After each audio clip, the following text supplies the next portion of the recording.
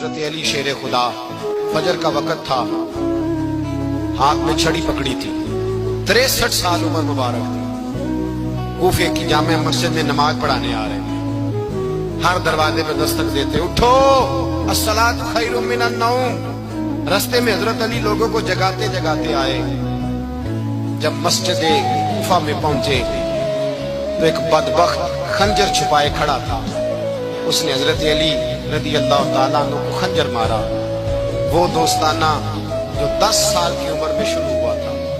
جب شیر خدا کو خنجر لگا تو پتہ لفظ کیا تھے؟ فزت برب الکعبہ، لوگوں رب کعبہ کی قسم میں کامیاب ہو گیا، میری زندگی دین کے کام آ گئی، میں کامیاب ہو گیا۔ حضرت علی کی داڑھی ساری لہو سے بھر گئی۔ حضرت شیر خدا فرمایا کرتے تھے، ایک دفعہ میں بڑا بیمار ہوا، میرے سے اٹھ کے کھڑا نہیں ہوا جاتا تھا، حضور تیمارداری کرنے آئے تو میں نے کہا یا رسول اللہ پتہ نہیں بچوں گا کہ نہیں۔ حضور نے فرمایا علی نہیں، تو اس وقت دنیا سے جائے گا جب تیری داڑھی لہو سے رنگین ہو جائے گی۔ شیر خدا کہتے ہیں جب زخم لگا تو میں نے نیچے جھکا کر دیکھا تو داڑھی لہو سے بھری ہوئی ہے، میں نے کہا بس وہی کامیاب ہو گیا۔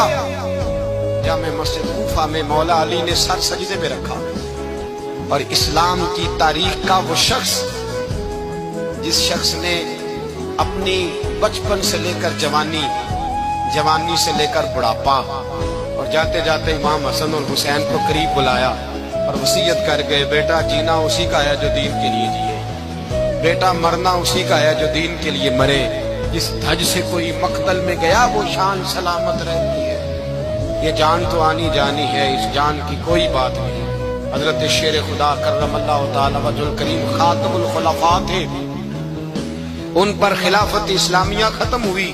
حضرت علی رضی اللہ تعالیٰ عنہ جس دن وصال ہوا، آپ کے بیٹے کہتے ہیں اس رات مولا علی نے خزانے کا مال سارا ایک رات پہلے تقسیم کیا، اور پھر جس جگہ مال خزانہ ہوتا تھا وہاں 2 نفل پڑھ کے کہا اے اللہ میں نے تیرے بندوں کی امانت تیرے بندوں تک پہنچا دی ہے۔ زندگی دین کے نام کر کے وہ شیر رخصت ہوئے۔ 21 رمضان المبارک کی شام ڈھلی تو حضرت علی المرتضیٰ شیر خدا رخصت ہوئے۔